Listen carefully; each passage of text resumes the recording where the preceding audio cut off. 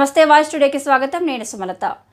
సిద్దిపేట రాయపోల్ మండల కేంద్రంలోని భారత్ గ్యాస్ కంపెనీకి చెందిన గోడౌన్లో నిబంధనలకు విరుద్ధంగా సబ్సిడీ సిలిండర్ల నుంచి కమర్షియల్ సిలిండర్లకు గ్యాస్ డంపింగ్ చేసి హైదరాబాద్కు తరలిస్తున్నారని సమాచారంతో గ్యాస్ గోడౌన్పై పోలీసులు దాడి చేసి ఆటోతో పాటు దాదాపు 70 సిలిండర్లను స్వాధీనం చేసుకున్న పోలీసులు పరువులపై కేసు నమోదు.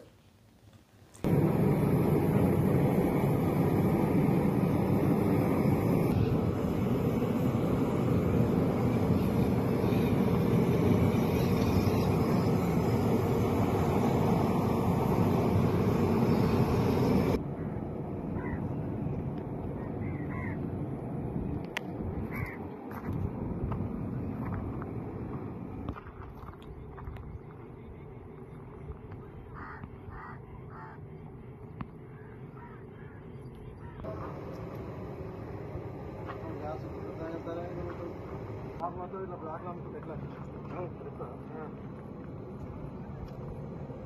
आप तो ते ఇలా ఉంది